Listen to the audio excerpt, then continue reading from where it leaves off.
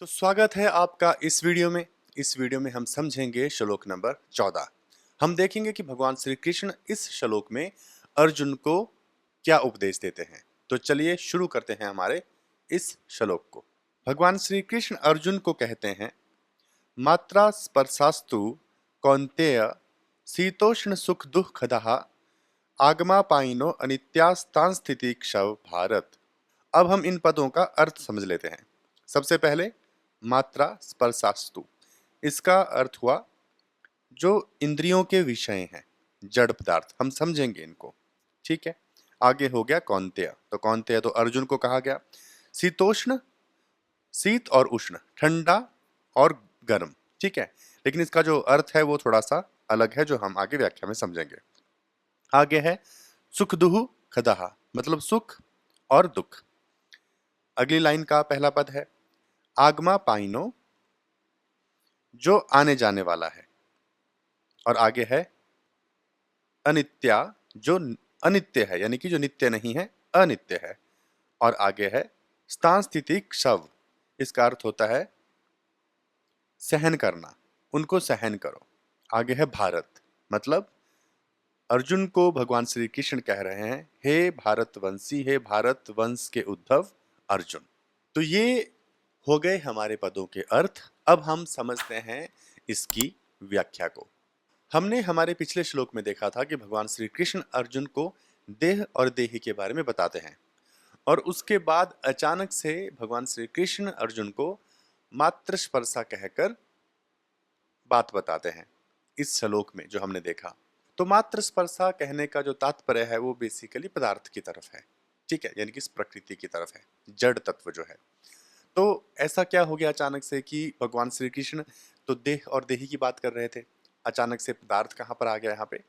तो यहाँ पर भगवान श्री कृष्ण ये समझाने की कोशिश कर रहे हैं अर्जुन को कि जो शरीर है, ठीक है, जो देह है, वो भी क्या है, जड़ ही है, वो भी पदार्थ ही है, वो भी ये प्रकृति ही है।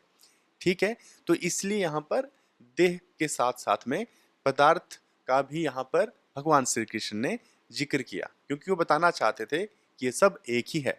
और हमने पिछले श्लोक में ये भी देखा कि भगवान श्री कृष्ण खुद को भी सबके साथ एक रूप में बताते हैं, यानी कि वो ये कहते हैं कि इस धरती पे जितने सब लोग हैं और मैं हूं, हम सब एक ही हैं। तो यहाँ पर भी भगवान श्री कृष्ण यही बताने की कोशिश कर रहे हैं कि ये जो शरीर है, ये प्रकृति है, ये पदार्थ है, चाहे वो मेरा है, चाहे तुम्हारा है, या फिर किसी का भी है। भगवान श्री कृष्ण अर्जुन को तू कह के संबोधित करते हैं। ये जो तू पद आया है हमारे श्लोक में, इसका क्या रहस्य है? रहस्य ये है कि भगवान श्री कृष्ण जब अर्जुन को कहते हैं कि तू, तो वो जो तू है वो नित्य की तरफ इशारा है, यानी कि आत्म तत्व के बारे में बात हो रही है। कृष्ण कह रहे हैं कि अर्जुन तुम और ये प्रकृति, यानी कि यहाँ पर भेद प्रकट कर रहे हैं कृष्ण कि तुम और ये प्रकृति या ये शरीर अलग हैं, एक नहीं है। अगला जो पद है, बड़ा ही जो महत्वपूर्ण पद है, वो है मात्रा स्पर्शा। क्या है ये मात्रा स्पर्शा? तो मात्रा किसे कहते हैं? हमारी जो इंद्रियां हैं और जो हमारा कटकट। तो मात्रा स्पर्श क्या है? मात्रा मतलब हमारी इंद्रियां और हमारा अंतःकरण, जिसमें मन बुद्धि चित्त आता है। तो ये हो गया मात्रा। और स्पर्श जो पदार्थ है जिनका ज्ञान होता है, ठीक है, ठीक है, इंद्रियों के माध्यम से हमारा जो अंतःकरण है वो उस ज्ञान को या उस अनुभव को प्राप्त करता है। तो इसलिए यहां कहा गया मात्रा स्पर्शा, यानी कि जो इंद्रियों के द्वारा जाना जाता है। ठीक है, यानी कि प्रकृति, जैसे कि मैं, आप मुझे देख रहे हैं, तो मैं भी मात्रा स्पर्शा हूं। ठीक है, उसी तरह से ये समस्त दुनिया जो आप अपनी इंद्रियों के माध्यम से जिसको अनुभव कर सकते हो, ठीक है, जिसे छू सकते हो, सांस ले रहे हो हवा को, भोजन कर रहे हो, आंखों से दृश्य देख रहे हो, तो ये सब क्या है? पदार्थ है, मात्रा स्पर्शा है। इस पद में जो मात्रा स्पर्शा है उसका अर्थ सिर्फ और सिर्फ पदार्थ के लिए ही है, इस प्रकृति के लिए ही है। यहाँ पर बड़ी ही एक गहरी बात है कि यहाँ पर इसका अर्थ प्रकृति के साथ संबंध नहीं बताया गया है। क्यों नहीं बताया गया है? क्योंकि जो प्रकृति है, जो पदार्थ है, वो आता जाता रहता है, यानी कि वो पैदा भी होता है और नष्ट भी हो जाता है। ठीक है, आगंतुक है, आने जाने वाला। ठीक है, संबंध हमारे अंतःकरण के साथ नहीं होता, किसी भी वस्तु के साथ में, ठीक है, या किसी भी विषय के साथ। वो जो लेना देना है, जो रिश्ता है, वो हमारे अहम के साथ होता है। इसका फर्क क्या है? इसका फर्क यह है कि मन के भीतर जो कुछ भी है वो स्थायी नहीं होता है। आज हमें दुख है, कल को चला जाएगा, फिर हमें सुख हो जाएगा। लेकिन जो मैं हूं, जो अहंकार है, वो तो स्थायी ही है। तो अगर उसके साथ किसी के साथ संबंध हो गया तो फिर स्थायी हो जाएगा, उसको हम फिर अनित्य नहीं कह सकते। उदाहरण के लिए कोई व्यक्ति है, उसकी पत्नी है, कुछ समय के बाद उस व्यक्ति का देहांत हो जाता है, मृत्यु हो जाती है किसी तरह से, तो अब वो नहीं है, वो जो पदार्थ है वो समाप्त हो चुका है, वो शरीर समाप्त हो चुका है। लेकिन अगर उस स्त्री को अगर कोई कहेगा, ठीक है, कि ये उसकी पत्नी है, तो उस पत्नी के अंदर वही भाव प्रकट हो जाएगा। यानी कि वो संबंध नहीं टूटा है, विषय समाप्त हो चुका है, वस्तु समाप्त हो चुकी है, पदार्थ भी समाप्त हो चुका है, लेकिन संबंध समाप्त नहीं हुआ, क्योंकि वो संबंध किससे जुड़ा है? उसकी आइडेंटिटी से, जिसको हम अहम कहते हैं, स्वयं कहते हैं। ठीक है, जो अहंकार है, जो हमें मैं होने का एहसास दिलाता है, तो उसके साथ जो संबंध जुड़ जाता है। इसलिए यहाँ पर पदार्थ के साथ संबंध की बात नहीं की, यहाँ पर मात्रा स्पर्शा का मतलब है बस पदार्थ। ठीक है, तो अब आपको स्पष्ट हो गया होगा कि यहाँ पर सिर्फ पदार्थ की बात हो रही है, उसके साथ संबंध की बात नहीं हो रही है, नहीं तो वो स्थायी हो जाएगा। और यहाँ पर पदार्थ को अस्थायी बताया गया है। अगला पद है शीतोष्ण सुख दुख दहा। इसका मतलब क्या है? जैसा कि हमने जब अर्थ कर रहे थे तब समझा, शीत और उष्ण, ठंडा और गर्म। तो इनका जो अर्थ है वो हमें ऐसे नहीं लेना चाहिए कि ठंड और गर्मी है, तो फिर ये तो त्वचा का विषय हो जाएगा। ठीक है, क्योंकि हम सर्दी और गर्म को त्वचा के माध्यम से अनुभव करते हैं। इसका अर्थ यहाँ पर लिया गया है अनुकूलता और प्रतिकूलता।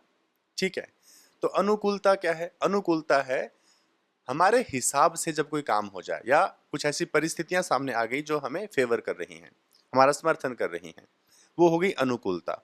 और प्रतिकूलता वो जो हमारे हिसाब से सही नहीं हुई, ठीक है, जो हम चाहते थे वो नहीं हुआ, वो होगी प्रतिकूलता। अनुकूलता और प्रतिकूलता, इसी की वजह से हम सुख और दुख का अनुभव करते हैं। यानी कि अगर हमारे अनुकूल कुछ हो जाए, हमारी चाहतें पूरी हो जाए, तो हम सुखी हो जाते हैं। और अगर कुछ प्रतिकूल हो जाए, कुछ उल्टा हो जाए जो हम नहीं चाहते, तो हमें दुख होता है। लेकिन वास्तव में सच्चाई ये है कि चाहे अनुकूल स्थितियां हो या फिर प्रतिकूल स्थितियां हो, इनकी वजह से हमें सुख और दुख नहीं होता है। इनमें इतना सामर्थ्य नहीं है कि वो हमें दुखी कर सके या हमें सुखी कर सके। तो फिर आप सोचेंगे कि हमें सुख और दुख तो इसी वजह से हो रहा है। इसकी वजह से नहीं हो रहा है। कारण है हमारा संबंध किसी भी चीज के साथ में। जैसे कि मान लीजिए कि कोई लड़की है, किसी लड़के को अच्छी लगती है, उसको उससे बड़ा प्रेम हो जाता है। अब वो लड़की उसको मिल जाएगी तो उसे सुख प्राप्त होगा, और अगर वो उसको नहीं मिली तो उसको दुख प्राप्त होगा। लेकिन दूसरा लड़का है जिसके लिए वो लड़की कोई मायने ही नहीं रखती है, ना ही उसको अच्छी लगती है, ना ही उसको बुरी लगती है।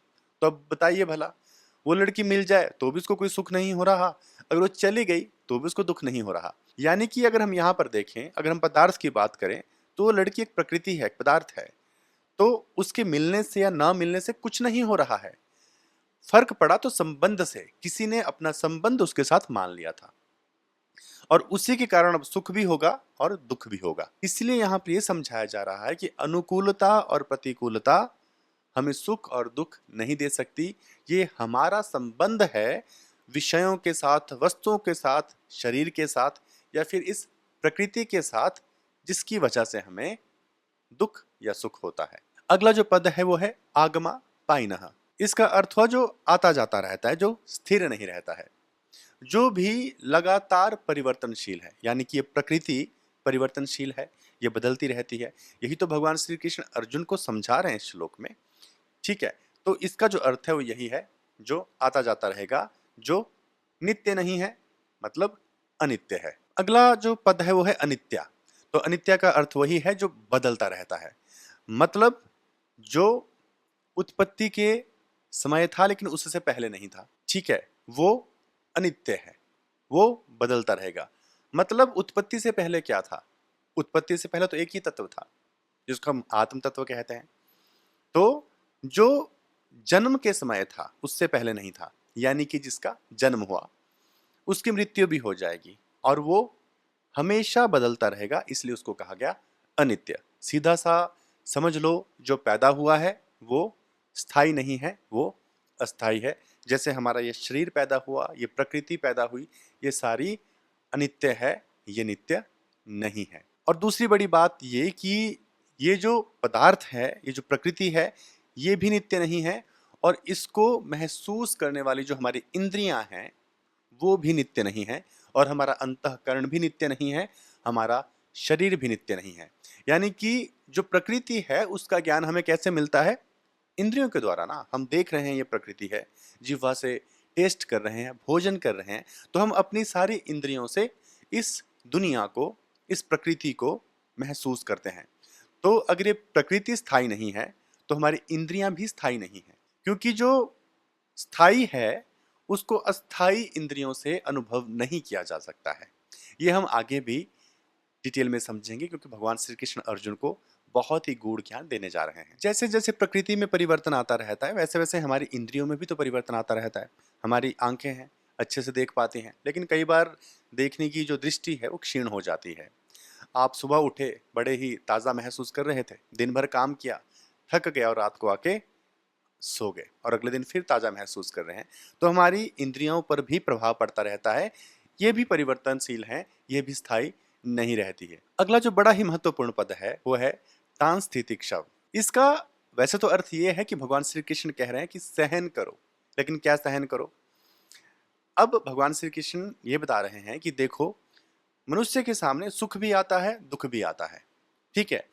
यानी कि अनुकूलता भी आती है और प्रतिकूलता भी आती है, जिसकी श्लोक में बात हुई। उदाहरण देता हूं कि मान लो किसी को कोई ऐसा मिल गया जो पहले बिछड़ गया था, ठीक है? तो ये क्या हो गई? अनुकूलता, ठीक है? तो इससे सुख हो रहा है। अब मान लीजिए इसका उल्टा कर देते हैं कि किसी व्यक्ति का कोई ऐसा बिछड़ गया जो बड़ा ही प्रिय था, तो ये हो गई प्रतिकूलता। तो अब इससे क्या होगा? दुख होगा। तो जो व्यक्ति ये जानता है कि सुख और दुख भी है, ठीक है, वो जानता है कि कोई मिलेगा तो सुख हो रहा है और कोई बिछड़ रहा है या कुछ प्रतिकूल हो रहा है तो दुख होगा। अगर किसी को ये ज्ञान है तो इसमें कोई दोष नहीं है, कोई समस्या नहीं है इस बात में, ठीक है? यानी कि रोना भी कोई समस्या नहीं है। कोई बिछुड़ गया और कोई व्यक्ति रो रहा है, कोई समस्या नहीं है इस बात से, ठीक है? कोई मिल गया तो बड़ा सुख का अनुभव हो रहा है, इसमें भी कोई समस्या नहीं है। समस्या क्या है? समस्या है अनुकूलता और प्रतिकूलता से अपने चित्त के अंदर या अपने अंतःकरण में विकारों का उत्पन्न हो जाना। यानी कि कुछ बुरा हो गया, किसी की मृत्यु हो गई, कोई बिछड़ गया है, अब आप शोक में डूब गए और पूरी तरह से हार मान ली। यानी कि आपके भीतर राग, द्वेष, ठीक है, इस तरह की चीजें पैदा होगी, यानी कि विकार पैदा हो गया आपके अंदर। तो ये हो गया यहां पर दोष। कुछ अनुकूल हो गया तो बहुत ज्यादा सुख हो गया या बहुत ज्यादा हर्ष में आ गए, इतने की होश ही ना रही। तो ये जो विकार हैं, जो काम, क्रोध, मोह, लोभ, ईर्ष्या, ठीक है, ये किसी भी अनुकूलता से और प्रतिकूलता से आपके भीतर पैदा नहीं होने चाहिए, तभी इसको दोष माना जाता है। अगर आपके सामने चाहे सुख आया चाहे दुख आया, लेकिन आप उसको सहन कर गए और उससे आपके भीतर कोई विकार उत्पन्न नहीं हुआ, तो वो श्रेष्ठ पुरुष की पहचान है। भगवान श्री कृष्ण ने अर्जुन को क्या उपदेश दिया इस श्लोक में? कृष्ण कह रहे हैं कि जीवन में चाहे अनुकूल परिस्थिति आए या फिर प्रतिकूल, यानी कि चाहे सुख आए चाहे दुख आए, हर स्थिति में समान रहना चाहिए। यानी कि उनसे अपने भीतर विकार उत्पन्न नहीं होने देना चाहिए, क्योंकि ये दोष है, ये पाप है। ऐसा इसलिए कहा क्योंकि अर्जुन की स्थिति भी तो ऐसे ही चल रही है। जब वो युद्ध क्षेत्र में आए तो उनके सामने कैसी स्थिति आ गई? प्रतिकूल। उनके सामने उनके संबंधी आ गए, अपने लोग आ गए जिनसे बड़ा ही स्नेह था। अब उनको देखकर अर्जुन के मन में मोह पैदा हो गया। अब मोह से विकार उत्पन्न हो गया कि मैं इनको कैसे मारूं, इनको तो मारना पाप है। तो वहां से क्या हो गया? विकार उत्पन्न हो गया और वहां से दोष उत्पन्न हो गया। अब जब दोष उत्पन्न हो गया तो फिर आगे जो भी होगा वो पाप ही होगा। दोष आपको पाप करने के लिए प्रेरित करेगा, धर्म करने के लिए प्रेरित नहीं करेगा। तो अर्जुन ने भी तो वही किया। अर्जुन का कर्तव्य था युद्ध करना, लेकिन वो बैठ गए कि अब मैं युद्ध नहीं करूंगा, यानी कि वो अपने कर्तव्य से विमुख हो गए। तो इस श्लोक का जो भाव है वो ये है कि भगवान श्री कृष्ण अर्जुन को और अर्जुन के माध्यम से संपूर्ण मनुष्य जाति को ये उपदेश दे रहे हैं कि जीवन में, ठीक है, ये जो स्थितियां हैं, अनुकूल और प्रतिकूल, सुख और दुख, ये आते जाते रहते हैं। ठीक है, ये सदा एक जैसे नहीं रहते, यानी कि समय बदलता रहता है, और समय बदलता रहता है तो ये पदार्थ भी बदलता रहता है।